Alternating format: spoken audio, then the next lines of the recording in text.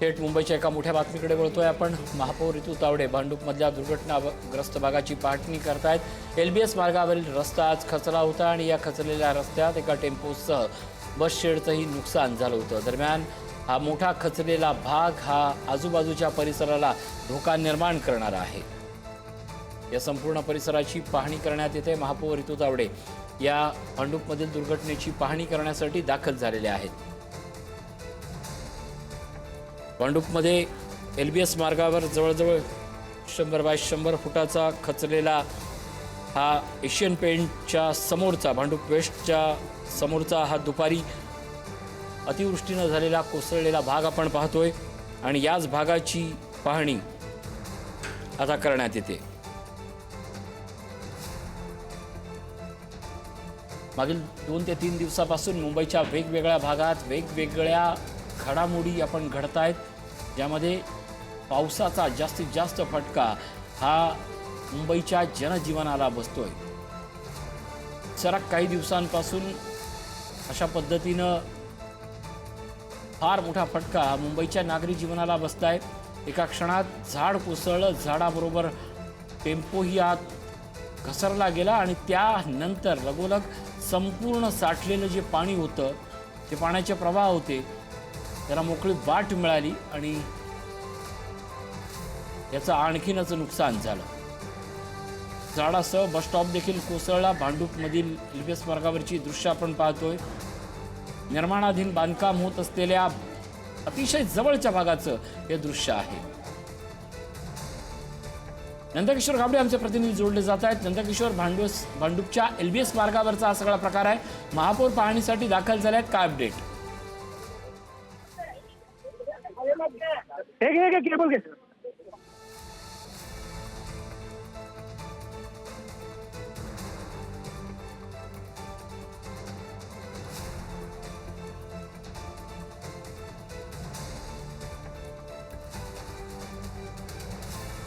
थेट आपण प्रतिक्रिया जाणून घेण्याचा प्रयत्न करतोय।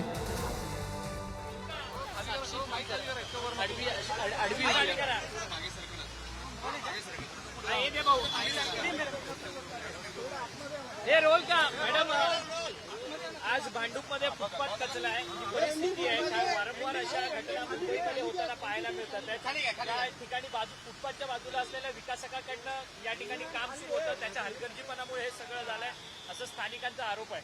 नाही, 100% विकासकाचा तर हलगर्जीपणा आहेच। या ठिकाणी एवढ्या पावसामध्ये पायलिंगचं काम त्यांनी कसं सुरू केलं आणि वारंवार या विकासकाच्या विरोधात तक्रारी प्रभाग समिती अध्यक्ष असतील, स्थानिक नगरसेविका असतील, सर्वच जण वारंवार देत होते, तरी सुद्धा या ठिकाणी एस वॉर्डच्या प्रशासनाने असेल किंवा बिल्डिंग प्रपोजलच्या अधिकाऱ्यांनी यावरती दुर्लक्ष का केलं, हा खूप मोठा प्रश्नचिन्ह आहे। या विकासकावरती कारवाई झाली पाहिजे, त्याच्या आर्किटेक्टवरती पण कारवाई झाली पाहिजे। अशा पद्धतीने बेजबाबदारपणे ह्या एवढ्या भर पावसामध्ये इतक्या लोकांच्या सूचना असताना सुद्धा, इतक्या लोकांच्या कंप्लेंट्स असताना सुद्धा या डेव्हलपरने या ठिकाणी काम सुरू केलं, त्याच्यावरती 100% कारवाई होणार आणि या लोकांच्या मागणीनुसार इथे नशिबाने इथे कुठली मनुष्यहानी झाली नाही, तरी सुद्धा इतका बेजबाबदारपणा। कारण मुंबई महानगरपालिकेचा पूर्ण फुटपाथ, साईड ड्रेन, झाडं आणि एकाची कोणाची तरी फूड व्हॅन ती सुद्धा त्याच्या आतमध्ये गेलेली आहे।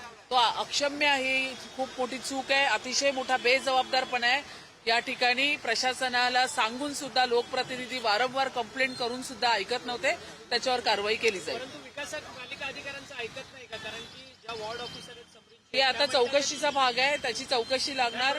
किती कंप्लेंट्स दिल्या होत्या, किती त्याच्यावर तक्रारी आल्या होत्या, त्या सगळ्या आता विचारात घेतल्या जातील। इथे सिमरन मॅडम या इकडच्या वॉर्ड ऑफिसर आहे, मी त्यांना आता विचारलं, त्यांनी मला जेव्हा असं उत्तर दिलं की वारंवार बोलूनही ऐकत नव्हते, तर मला फार अचंबित वाटलं की वॉर्ड ऑफिसर अशा पद्धतीने उत्तर कसे देऊ शकतात। बिल्डिंग प्रपोजलचे अधिकारी यांचीही चौकशी केली जाईल की तुम्ही काय याला सपोर्ट करत होता का, अशा सगळ्या गोष्टीला। ही जी बिल्डर धार्जिन प्रशासनाची जर भूमिका असेल तर या ठिकाणी आम्ही ती मान्य करणार नाही। या ठिकाणी महानगरपालिकेमध्ये जरी आम्ही महायुतीच्या माध्यमातून सत्तेत असणार तरी या ठिकाणी प्रशासनाला पाठिंबा देण्याचं मुळीच कारण नाही। परंतु हा विकासक देखील म्हणतोय की ही संपूर्ण झालेली घटना ही नैसर्गिक आहे, यात माझा काही दोष नाही म्हणून, पालिका अधिकारी आहे, पालिका पायलिंग त्याच्या कन्स्ट्रक्शन त्याच्या कामाचं चालू होतं. त्याच्या कामाचं पायलिंगचे तडाखे बसलेत. त्यांनी त्याची खबरदारी घेतली नाही.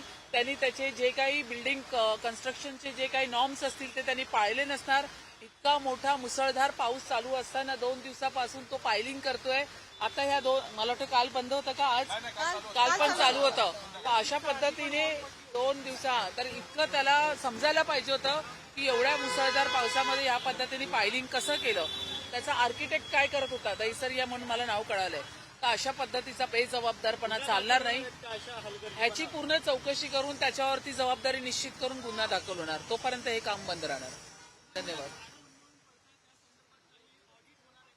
मुंबईच्या सगळ्या झाडांचं आणि पूर्ण मेन होल्सचं ऑडिट चालू आहे. ज्या ज्या ठिकाणी आम्हाला 1916 वरती तक्रारी येतात आहे त्या तक्रारीचं निराकरण करण्याचं काम आम्ही करतोय.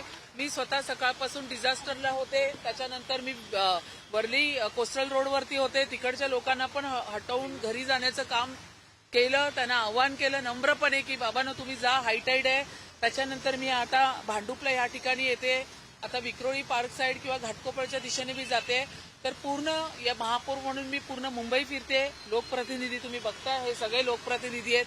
हे सुद्धा रस्त्यावरती उभे आहेत. पूर्व कामं झालेली नाहीत त्यामुळे अशा प्रकारच्या नाही या गोष्टीला मी एवढ्यासाठी विरोध करेल की मान्सून पूर्ण कामं झाली नाही. अशा पद्धतीचं जर तुम्ही स्टेटमेंट देत असेल तर मी त्याला एवढ्यासाठी नकार देईल. मान्सून पूर्ण कामं झालेली आहेत. काही ठिकाणी झालेली नाही. परिमंडळ 5 असेल काम झालं नसेल ते आम्ही मान्य करतो. त्या ठिकाणी वारंवार कॉन्ट्रॅक्टर बदलत होते. परंतु इतर ठिकाणी नालेसफाई असतील त्या ठिकाणी आता ह्या पावसामध्ये सीसी रोडची कामं चालू असताना त्याच्या बाजूची झाडं त्याचं ऑडिट करा, मेन होल्सचं ऑडिट करा. त्या पद्धतीचे वारंवार निर्देश देण्याचं काम सुरू आहे. मी मान्य करते 2 अतिशय वाईट घटना आणि आता ही नशिबाने इथे मनुष्यहानी झाली नाही. पण चेंबूरची घटना, साकीनाक्याची घटना अतिशय दुर्दैवी घटना घडलेली आहे. त्याचं मला महापौर म्हणून कंटिन्यू मला त्या गोष्टीचं खूप वाईट वाटतंय. परंतु इतका पाऊस पडू नये. कुठेही मुंबईमध्ये वाहतूक व्यवस्था सुरळीत चालू आहे. कुठेही रेल्वे बंद पडलेली नाही. हे सुद्धा मीडियाने लक्षात घेतलं पाहिजे. तुम्ही जे काही काल आरोप केलेले होते की त्यांनी खरं तर माझ्या कार्यालयाची रेकी केली होती म्हणून त्यावरती नाही एक लक्षात सर्वसामान्य नागरिकांना देखील महापौर दालनात जाऊन जाब विचारण्याचा अधिकार आहे. 100% महापौरांचं दालन हे पूर्ण मुंबई महानगरपालिकेमध्ये असलेल्या सगळ्या नेत्यांचं, नगरसेवकांचं आणि मुंबईचं आहे. तुम्ही येऊ शकता, 100 वेळा येऊ शकता, तुमच्या कागदपत्राची विचारपूस करू शकता. पण अशा पद्धतीने तुम्ही गुंडशाहीच्या स्वरूपामध्ये येऊन मोबाईल ऑन करून दमदाटी करणं, PS माझ्या पर्सनल सेक्रेटरी माझ्या स्टाफला अशा पद्धतीने दमदाटी करून त्या ठिकाणची कागदपत्र आपल्याबरोबर घेऊन जाणं किंवा मुंबई महानगरपालिकेच्या सचिवांना कार्यालयात बोलून त्यांना दमदाटी करून त्यांना सांगणं की जाऊन महापौरांच्या कार्यालयातले सगळे मला पेपर्स चेक करायचे ते घेऊन या विदाउट माय परमिशन माझ्या